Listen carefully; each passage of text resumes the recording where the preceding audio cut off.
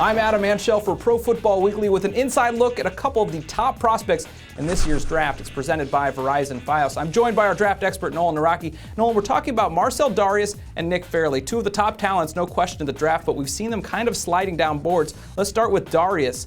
You've had him at the top of your mock draft at different times going to the Panthers, but we keep hearing rumblings about him and how he may be slipping. Why is that?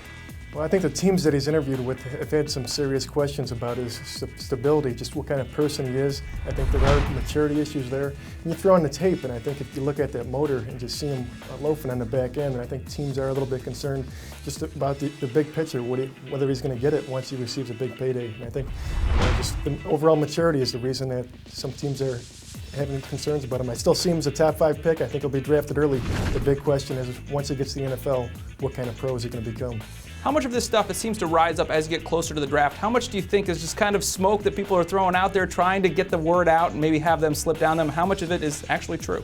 I think it's always legitimate this time of the year. You know, every time April comes around, you start hearing teams putting more and more out. But with Dareus, I think it is very legitimate. I think there are concerns there. You know, he lost both of his parents at a fairly early age, and he doesn't have a lot of support there, so he's going to have a lot of influences, a lot of distractions coming at him, and he's going to have to be able to handle that on his own.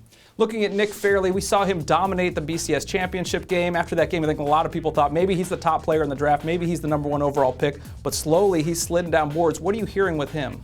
Well, he's a one-year wonder for one. That's one big concern, but I think the issues off the field are really what's coming to light, and I think there have been different reports surfacing about off the field, you know, being late to meetings and just overall immaturity concerns, and I think those are going to hurt him as much as anything. And we've heard kind of reports around him too in this pre-draft process, going and meeting with teams, not showing up or showing up late. I mean, are teams, do they talk to one another and hear kind of this stuff?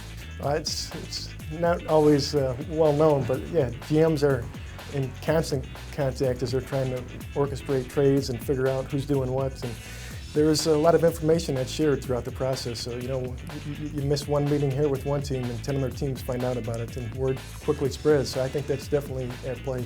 You said with Dareus you expect him to still go in the top 5. With Fairley, it sounds like he may be going down farther. How far down do you think he can really slip?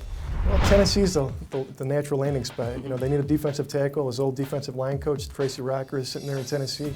It's still very likely they're both going to be top 10 picks. The big question is, once they get to the NFL, are they going to be able to sustain success? Fairley in Tennessee, we remember another defensive tackle that was in Tennessee that caused some problems, Albert Haynesworth. Do you see any similarities there? Oh, there's definitely some similarities. I mean, especially playing in gaps and being very disruptive inside. When Haynesworth wanted to play, you know, nobody could block him, and Fairley's the same way on tape. The big question is, when does he want to play, and are they going to be able to get it out of him? We'll just have to see where he ends up going, and we probably won't know for a couple of years how it ends up turning out. Only time will tell. That's an inside look at Marcell, Dareus, and Nick Fairley and what's going on with them right now. For the best draft coverage around, be sure to follow us on Twitter or go to ProFootballWeekly.com.